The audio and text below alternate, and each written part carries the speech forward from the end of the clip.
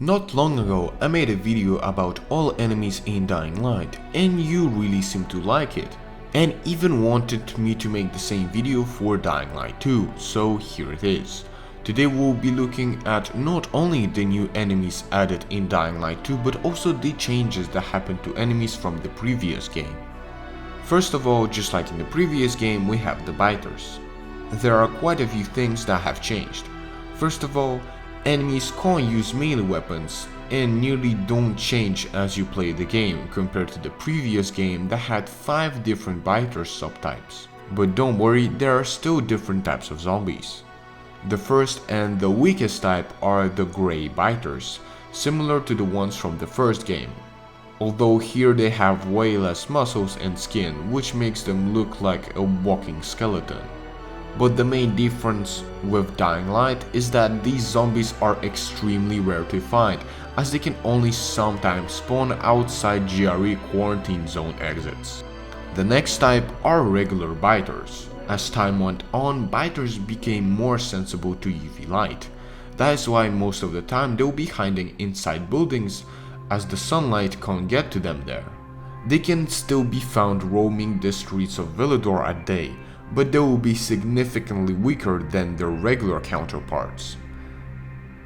That is because if a zombie stays under the light for too long, they will become a degenerate. And in case you're wondering, I'm not insulting the zombies for their awful grab attack, it's the actual name of the subtype. Degenerates are much weaker than regular zombies, but still not as hopeless as the grey biters, because it is possible for them to surround the player in groups. The final type of zombie are the armored version. They have way more armor than regular zombies, so using melee weapons is extremely inefficient. That is why I recommend you to use either your parkour attacks, like slam and dropkick, in order to defeat these enemies with ease. Another strategy you can try is to prioritize attacking their legs, as these parts of their bodies usually have the smallest amount of armor. Before we move on to facts that apply to every biter type, I think I should mention that Dying Light 2 divides the day into 2 sections.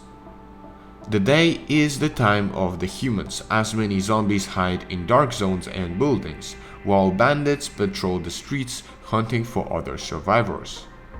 But during nighttime, everything changes completely. Enormous hordes of infected start to roam the streets of Villador, including special dangerous infected like banshees and volatiles. But now let's talk about the worst feature that is present for every zombie. It is the grab attack. The zombie grab in Dying Light 2 is awful, and here is why. Remember when in Dying Light 1, with enough upgrades, you could turn the grab attack into a one-shot tool? Well, Techland took this concept and threw it out of the window. Not only it is now impossible to predict when a zombie is going to grab you, they also do it way more often and you cannot escape the grab immediately, so if a zombie catches you during a chase for example, you'll most likely die. You can use throwing knives to speed up the animation, but the difference is very small and it will be better to throw this knife at a stronger enemy like a viral. Which brings us to the second most common type of infected, virals. Just like in the first game, virals are regular survivors that turned not long ago, and thus they have retained many human features, such as the ability to run, dodge and climb. And again, similarly to Dying Light, they get attracted by all sorts of noises, ranging from explosions to simple infected screaming. But don't worry, virals have changed quite a bit compared to the first game. First of all, runners are now afraid of UV light and sunlight, so even if you make some noise during daytime, if you wait long enough you will most likely see them getting burned by the sun and eventually running away. Another very important change is that virals, just like biters, have different subtypes, so now alongside regular virals, you now have grey ones. Although unlike grey biters that are weaker, the grey versions of running infected are just a simple reskin. But an enemy that is not a reskin are these green glowing virals. I've already covered this enemy in great detail in my Dying Light 2 God Feeling update video, but in short, these enemies have way more health, and upon dying they explode in a green mist that very rapidly decreases the player's immunity. Oh yeah, and just like the biters, the virals also have an extremely annoying attack. Instead of grabbing you, they will do this jump, similarly to a volatile, but the problem is that this attack is nearly impossible to dodge because even if they miss you, they will still somehow hit you. This feature would have made this enemy the most annoying in the game if there were no banshees. Banshees are basically virals if they could do only the jump attack. They are quite rare and spawn only at night. Every single attack of the banshees can't be blocked, which is already pretty bad. But all of her attacks make the player fall to the ground, which can even stun lock you if there are around 3 to 4 banshees fighting you at once. But this is still not the end because they also run away after every single shot. Moreover, unlike previously discussed virals, instead of climbing a wall, banshees do extremely high jumps, so most of the time you will miss them. All this paired with the fact that they can push you right into a howler makes this enemy the worst in the entire game, so I recommend you use ranged weapons in order to stop them from running away. You might have noticed that I've mentioned howlers, which are another special type of infected that spawn only during nighttime. This infected is directly tied to the chase mechanic, because it is the zombie that will initiate a chase. The night chase sequence in Dying Light 2 has been heavily modified compared to the first game, because now virals and even volatiles don't initiate a chase after they locate you.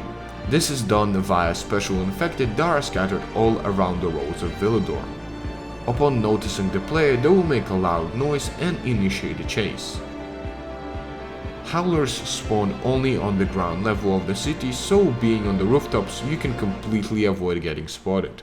As I previously said, the chase itself has undergone many changes. You still have the classic 4 stages of the chase, and you can even see when the next level will begin, but the problem is that the first and second levels of the chase are extremely easy and not scary at all, as they spawn only a bunch of virals that will be running towards you.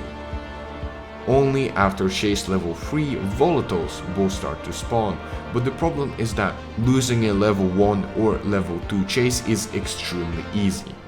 I have nearly 300 hours in Dying Light 2, and I can safely say that I've never gotten to a level 3 chase unintentionally. When I was getting a level 4 chase, it was when I wanted to farm some enemies or do it to complete a bounty. I understand the system was made to make nights less dangerous in order to give the players more freedom in terms of exploring, but I genuinely don't understand why does this change come in the first place, because no one was complaining about it in the first Dying Light. Another important part of the chase in Dying Light are the bolters. Notice how I said Dying Light and not Dying Light 2. And that's because even bolters can't start the chase upon noticing you, which makes their primary defense ability to simply run away. Although they are not completely defenseless, as sometimes they can leave a puddle of toxic liquid, and I really like this addition as you have to do more than just running straight at them. But what I don't like is that bolters spawn only as random events, which makes farming for them extremely difficult, as even if you go to a location where a random event can spawn, you can't guarantee that it will be a bolter random event. Although, compared to Dying Light, bolters don't give any great rewards, because the only unique item you can get from them is meat bait, which is basically an upgraded version of the firecrackers. Amazing reward, I know. And to add insult to injury, it has become really hard to catch these bolters, as they're either faster or just the area where they spawn hasn't any good parkour elements. Although there was another subtype of the bolters that only spawned in the swamp biome and dropped crystals upon getting hit. So with the right tools you could easily abuse this feature in order to make millions. But sadly this glitch was patched and now bolters are quite useless. But if you still want to catch them, I will recommend you simply snipe them from a distance before they can notice you. Actually, I would recommend the exact same strategy for the next enemy, which is the spitter. Remember the toads from Dying Light? Well, imagine them but 10 times worse.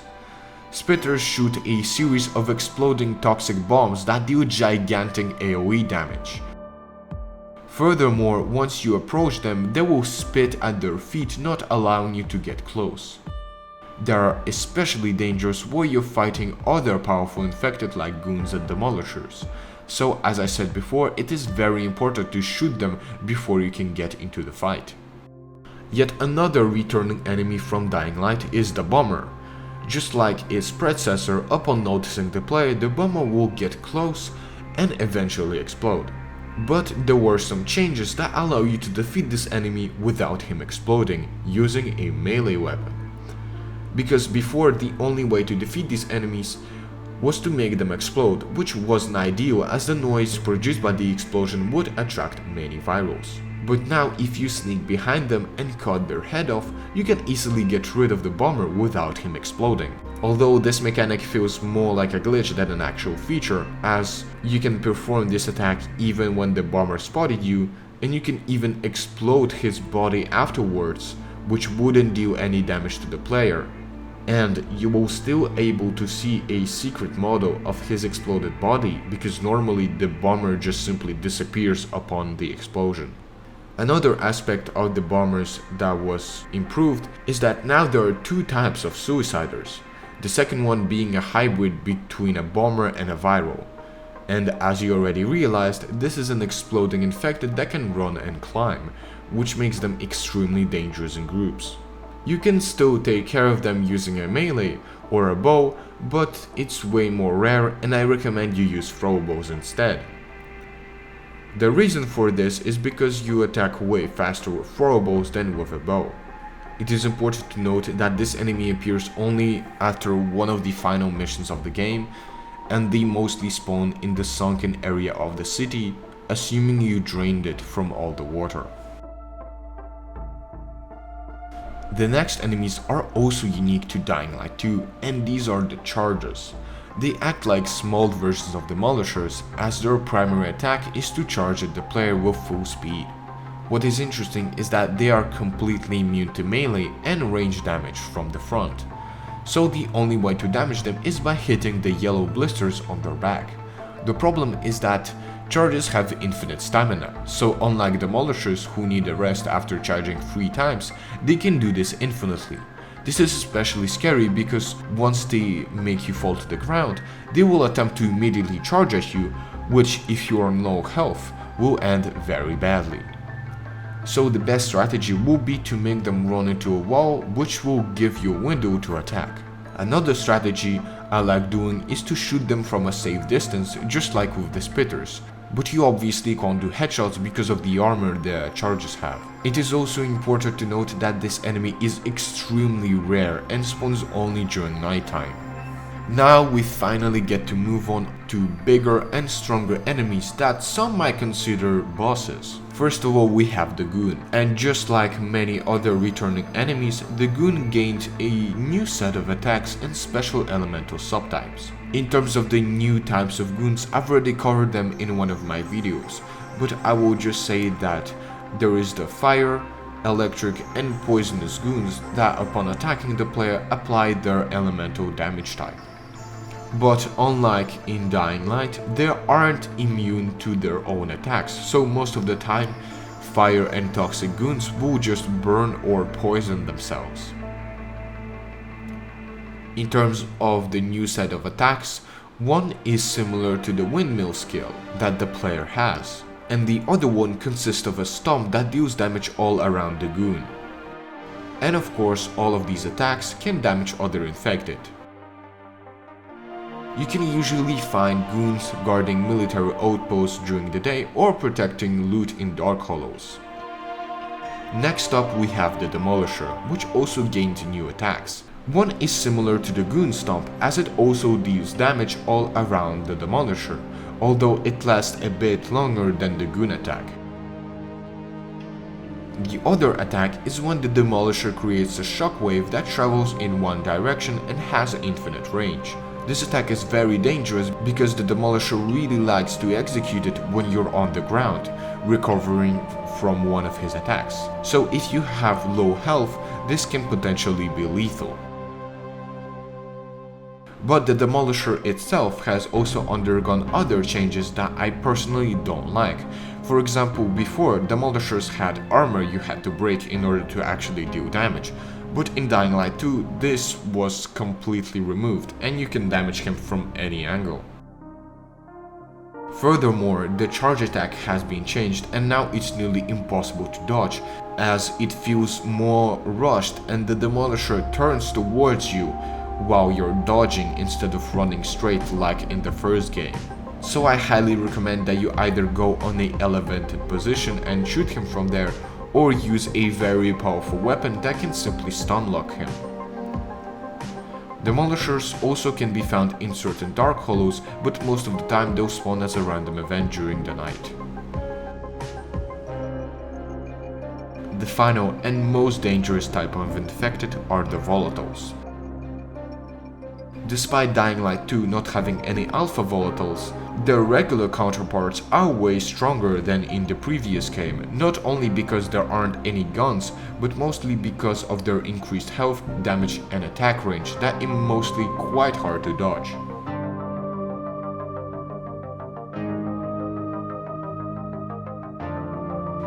Although I've heard that if you use the UV flashlight, this fight becomes much easier. Also, because volatiles have the biggest amount of health in the entire game, the newly added gore system really shows its true colors when fighting these enemies.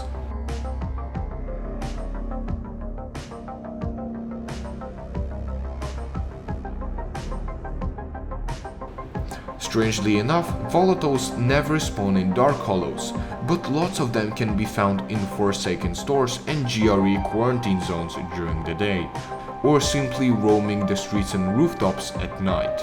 After rewatching this segment, I've realized that I was wrong because volatiles do spawn in dark hollows.